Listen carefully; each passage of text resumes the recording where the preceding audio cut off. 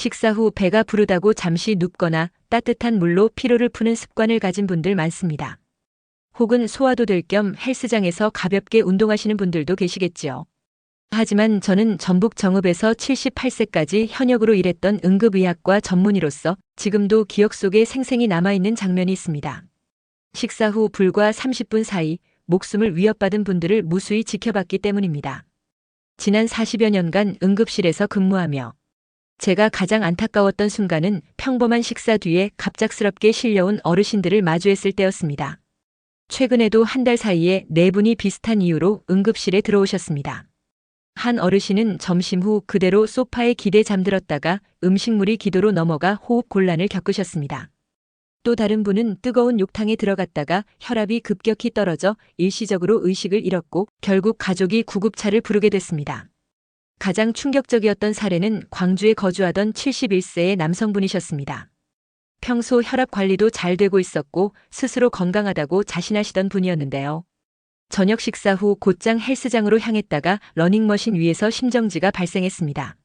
안타깝게도 현장에서 바로 심폐소생술이 이루어졌지만 회복이 쉽지 않았습니다. 믿기 어렵겠지만 이 모든 사고는 식사 후 단 30분 이내에 일어났습니다. 바로 그 30분이 생명과 직결되는 골든타임일 수 있다는 사실, 간과하지 마셔야 합니다. 식사 후에는 잠깐의 여유를 가지되 눕거나 격렬한 활동은 피해야 하며 몸을 따뜻하게 하는 활동도 가급적 30분이 지난 후에 시작하는 것이 좋습니다. 이제부터라도 식후 습관을 점검해 보시기 바랍니다. 나를 위한 배려이자 가족을 위한 안전장치가 될 수 있습니다. 응급실에서 수십 년을 일해오면서 제가 가장 자주 마주한 사례 중 하나는 단순히 식사 후 눕기만 했을 뿐인데도 갑자기 의식을 잃고 실려오는 경우였습니다.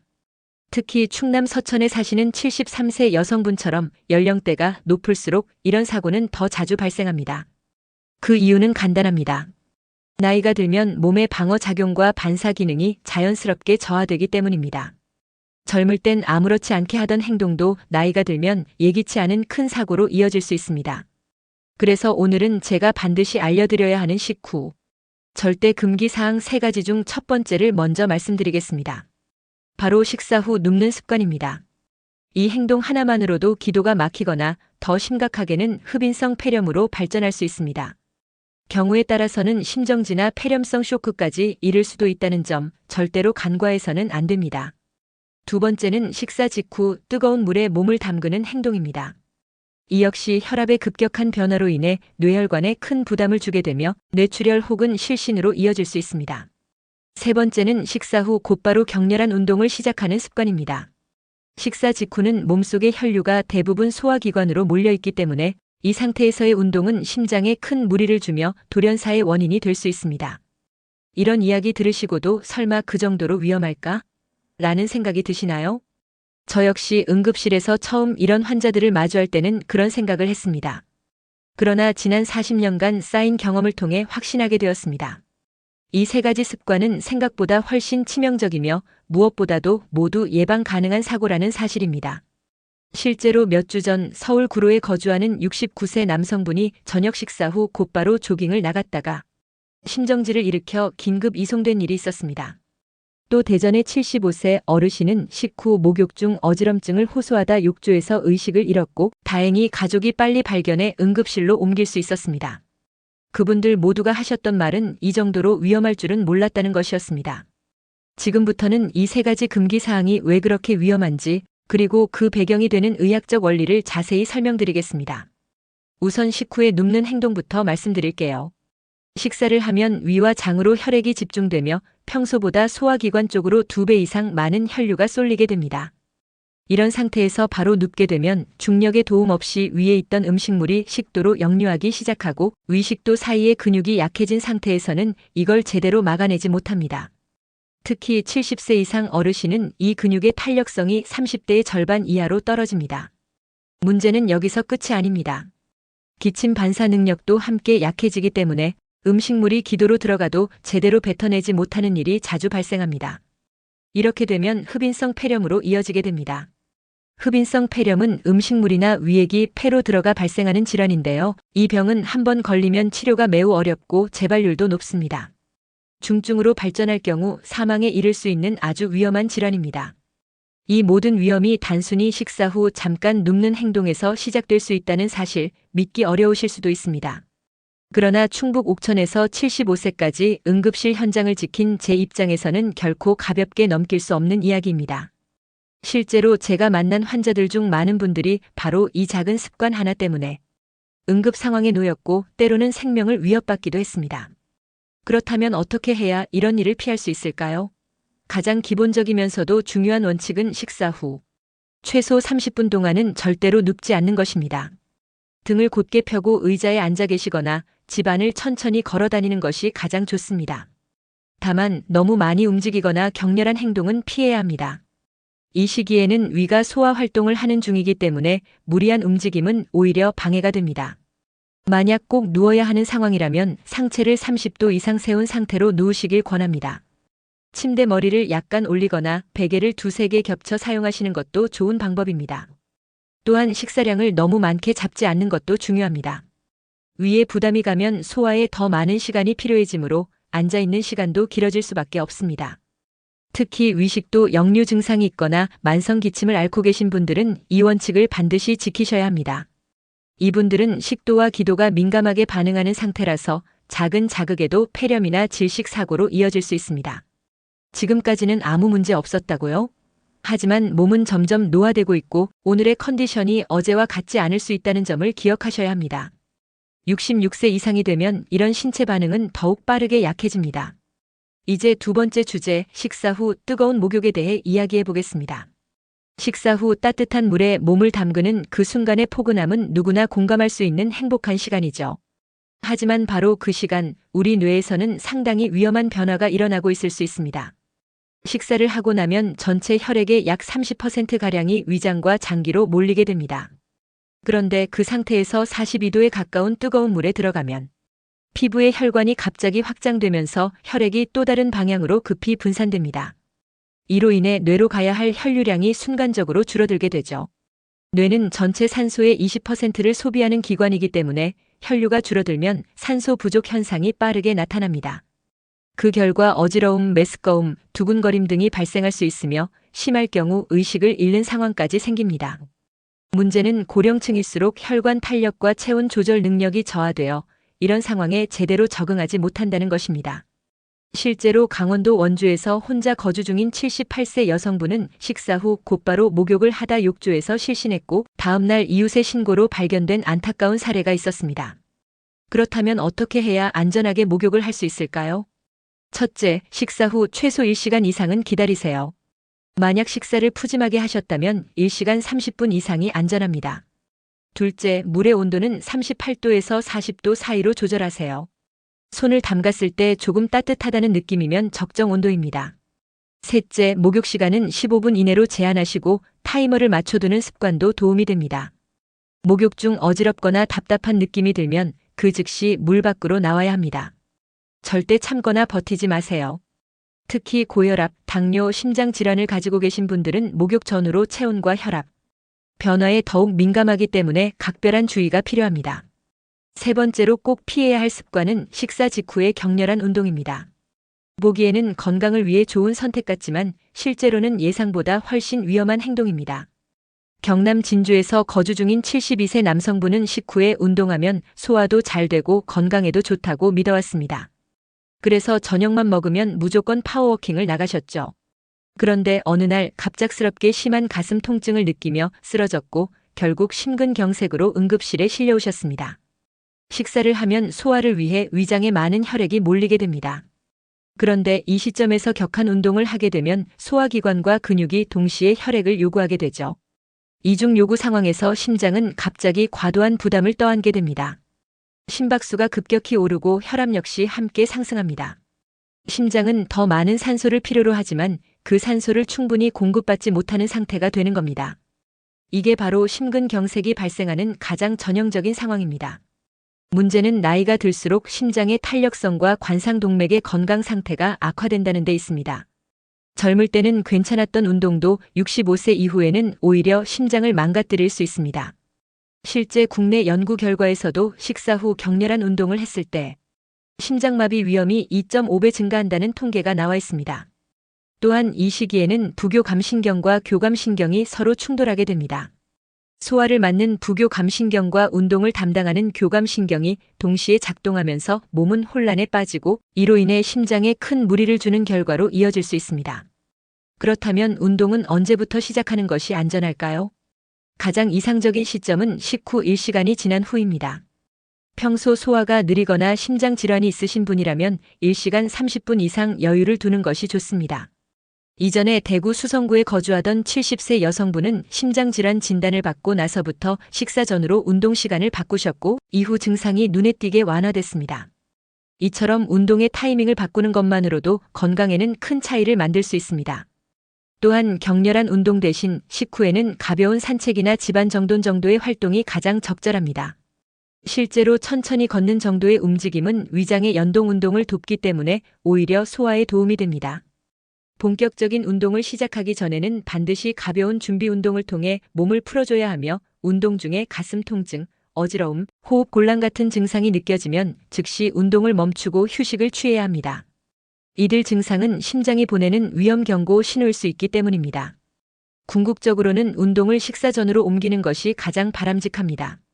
공복 상태에서 가볍게 운동하고 그 후에 충분한 휴식을 취한 뒤 식사하는 방식이 심장에도 좋고 소화에도 유리합니다. 많은 분들이 운동은 무조건 좋은 것이라고 생각하지만 타이밍을 잘못 잡으면 오히려 건강을 해치는 독이 될 수 있습니다. 특히 심장 질환을 앓고 계신 분들은 무리한 운동보다 의사와의 상담을 먼저 진행하고 본인에게 맞는 운동 강도와 시간을 설정하는 것이 무엇보다 중요합니다. 흡인성 폐렴이란 병부터 차근히 설명드리겠습니다. 일반적인 폐렴은 세균이나 바이러스 같은 감염성 원인으로 발생하지만 흡인성 폐렴은 우리가 먹은 음식물이나 위산이 폐로 들어가면서 생기는 염증성 질환입니다. 쉽게 말해 입으로 들어간 음식이 기도로 잘못 넘어가면서 폐를 자극하고 염증을 일으키는 것이죠. 더욱 무서운 점은 이 병이 조기에 발견되기 어렵다는 것입니다. 보통 열이 나고 기침이 심해지며 호흡이 가빠지는 증상이 나타나지만 특히 70세가 넘은 어르신들에게는 이런 증상이 모호하게 나타나 조기 진단이 어렵습니다. 예를 들어 경기 광명시에 사는 76세 조정자 할아버지는 단지 식욕이 떨어지고 기운이 없다는 이유로 병원에 가셨다가 흡인성 폐렴으로 중환자실에 입원하셨습니다. 흡인성 폐렴은 일반 폐렴과 증상이 비슷해 종종 오진되기도 합니다. 하지만 노란색 또는 녹색깔에 숨 쉴 때 나는 거친 소리, 그리고 평소보다 기운이 빠지거나 나른한 상태는 이 질환의 중요한 단서가 될 수 있습니다. 가족이나 보호자가 세심하게 관찰해야 조기에 발견할 수 있습니다. 문제는 치료가 간단하지 않다는 것입니다. 흡인성 폐렴이 의심될 경우 넓은 범위를 커버하는 강력한 항생제 치료가 7일에서 14일까지 필요하며 경우에 따라 기도 내 분비물을 직접 제거하거나 심한 경우 기관에 튜브를 삽입하거나 기관절 개술이 필요할 수도 있습니다.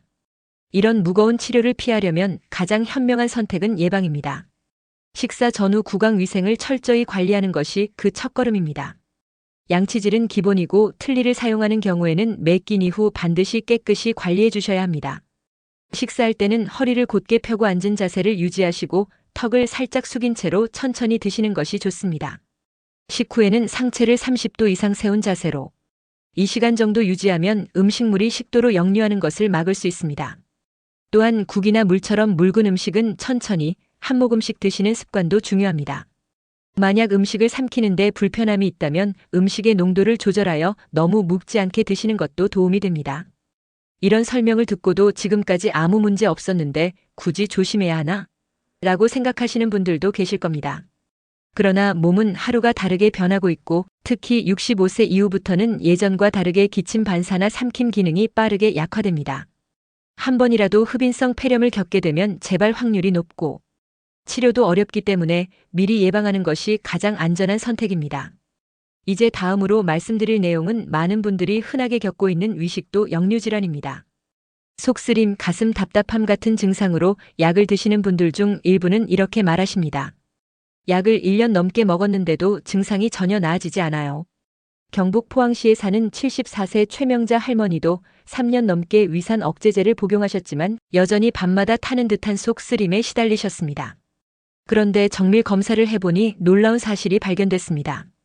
최 할머니는 특정 유전자를 가지고 계셔서 위산 억제제가 체내에서 너무 빠르게 분해되어 효과를 보지 못했던 겁니다. 우리나라 사람 가운데 4명 중 1명꼴로 이 유전자를 갖고 있는 것으로 알려져 있습니다. 이런 경우 일반적인 위산 억제제로는 효과가 없고 효과가 지속되는 다른 계열의 약으로 교체해야 증상이 개선됩니다. 하지만 아직도 많은 의료기관에서는 이 유전형을 고려하지 않고 일반적인 처방만 반복하고 있는 실정입니다. 또 하나의 흔한 원인이 바로 식도 과민증입니다.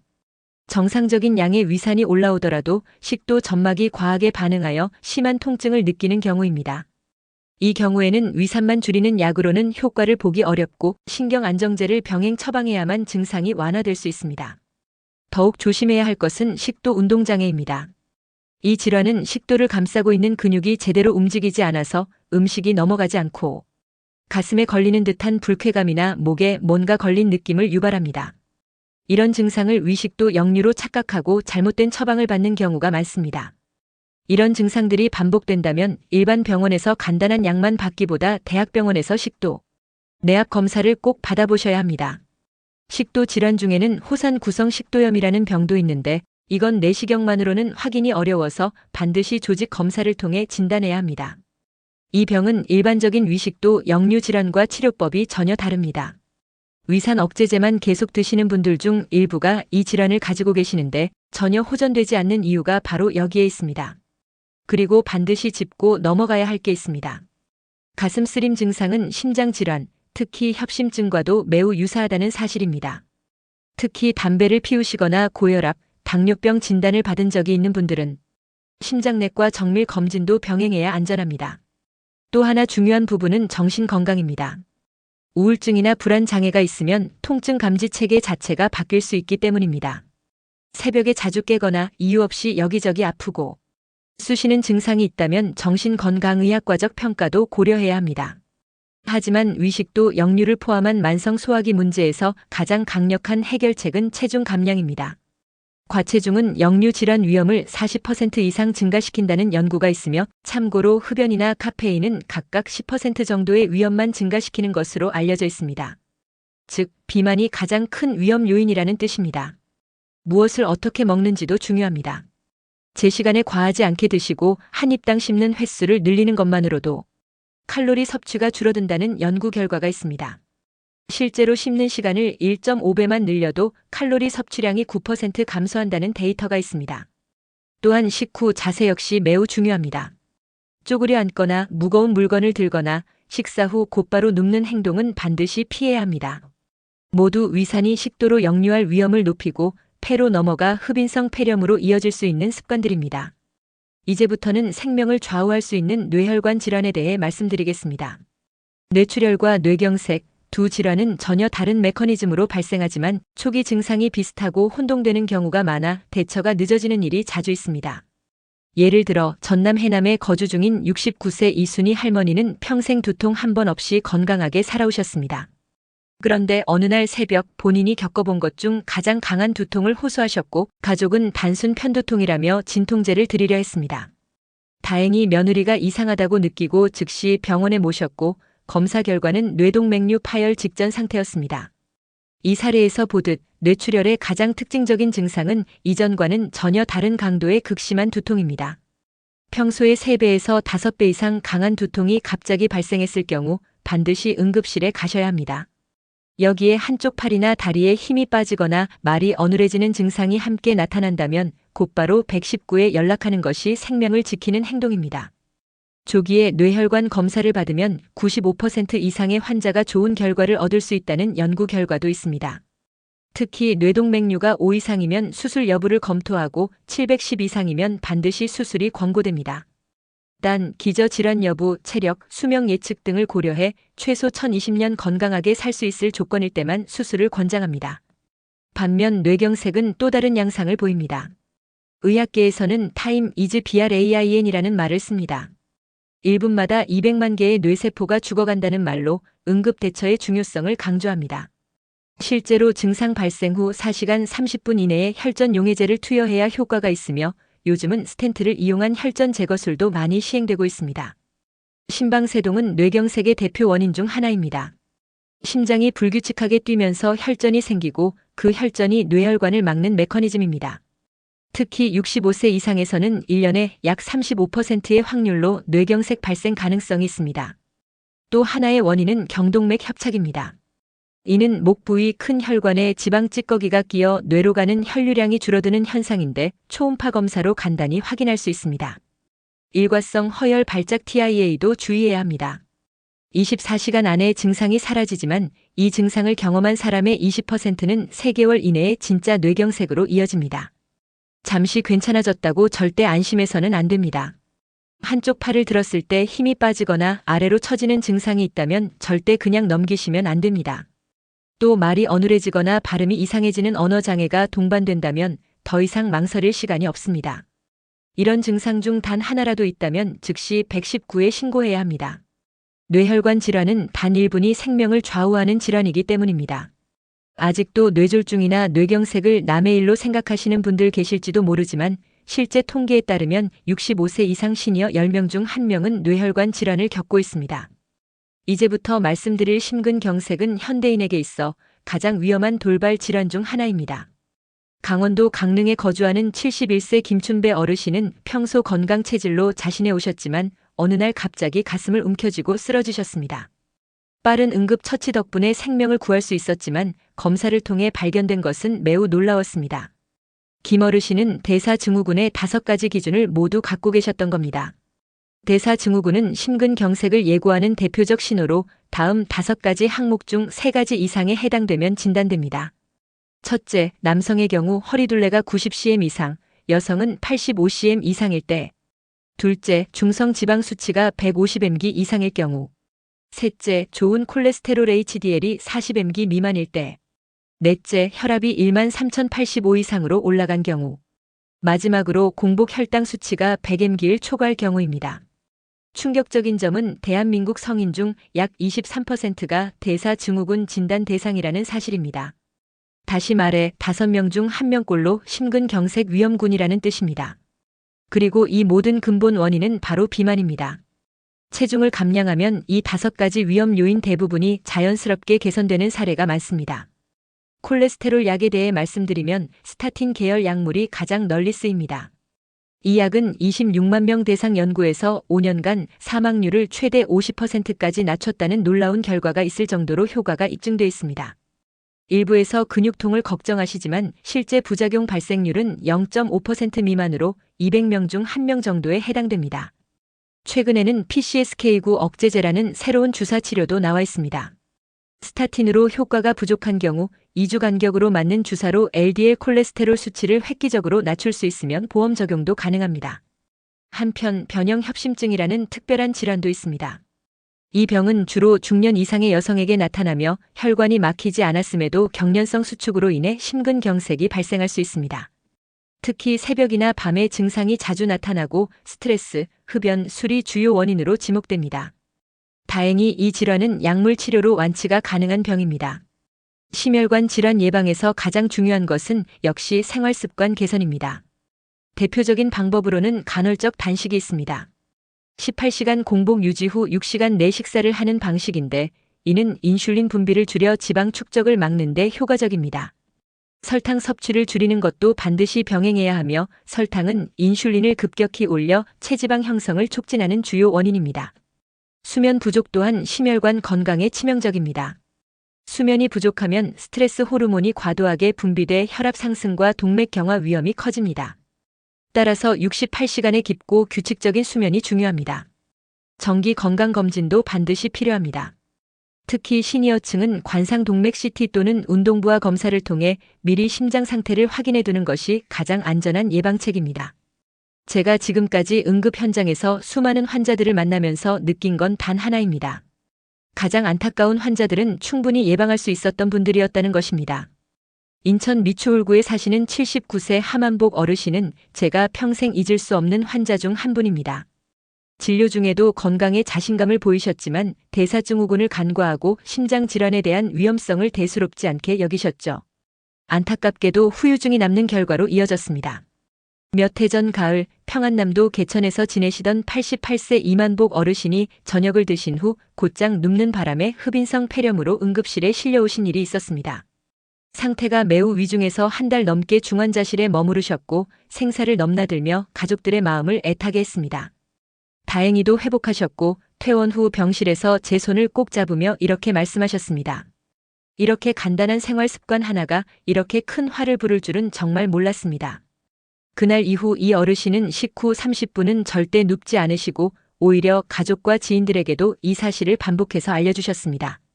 지금은 93세가 되셨지만 여전히 건강하게 지내고 계십니다. 이런 분들을 뵐 때마다 저는 예방의 힘이 얼마나 강한지를 다시금 깨닫습니다. 여러분도 마찬가지입니다. 지금 이 순간부터라도 작은 습관 하나를 고치면 충분히 건강한 노후를 지킬 수 있습니다. 그 핵심은 단 하나입니다. 식사 후 30분만 제대로 관리하면 흡인성 폐렴도, 뇌혈관 질환도, 심근경색도 예방할 수 있습니다. 절대 어렵거나 복잡하게 생각하지 마세요. 제가 지금부터 말씀드릴 3가지 원칙만 지키시면 됩니다. 첫째, 식사 후 절대로 바로 눕지 마세요. 둘째, 뜨거운 물에 목욕하는 건 최소 1시간 후로 미루세요. 셋째, 격렬한 운동은 반드시 충분한 소화 이후에 시작하세요. 이 3가지 정말 단순해 보이지만 수많은 환자들의 생명을 살린 소중한 원칙입니다. 40년 넘게 응급실에서 환자들을 지켜보면서 제가 내린 결론이 있습니다. 치료보다 예방이 훨씬 더 쉽고 효과적이라는 사실입니다. 아무리 좋은 병원과 훌륭한 약이 있어도 한번 손상된 뇌세포나 심장 근육은 절대로 원래대로 돌아가지 않습니다. 하지만 올바른 생활 습관은 누구나 당장 실천할 수 있는 건강보험입니다. 저는 올해로 77세가 되었지만 여전히 현장에서 응급 환자들을 돌보고 있습니다. 이렇게 건강을 유지할 수 있었던 가장 큰 비결은 바로 지금 여러분께 말씀드린 식후 습관 관리와 꾸준한 예방 원칙을 실천해왔기 때문입니다. 여러분도 충분히 해내실 수 있습니다. 나이는 단지 숫자일 뿐이고 마음먹기에 따라 건강은 언제든 되찾을 수 있습니다. 이 영상을 끝까지 시청하신 여러분은 이미 자신의 건강을 진지하게 생각하는 분들입니다. 그 마음만 있다면 반드시 더 나은 삶을 만들 수 있다고 저는 확신합니다. 혹시 이 이야기가 과장되거나 지나치게 걱정처럼 들리신다면 한 가지 기억해 주세요. 저는 지난 40년간 수만 명의 환자를 직접 치료하며 그들의 삶과 회복을 곁에서 지켜봤던 사람입니다. 지금 이 말씀은 경험과 근거 위에서 드리는 가장 현실적인 조언입니다. 마지막으로 여러분의 건강 경험이나 궁금한 점이 있다면 댓글로 남겨주세요. 가능한 모든 질문에 직접 답변 드리겠습니다. 그리고 이 소중한 정보를 더 많은 분들께 전하기 위해 구독과 좋아요 꼭 부탁드립니다. 진심으로 바라고 기도합니다. 여러분 모두 건강하고 행복한 인생을 살아가시길. 감사합니다.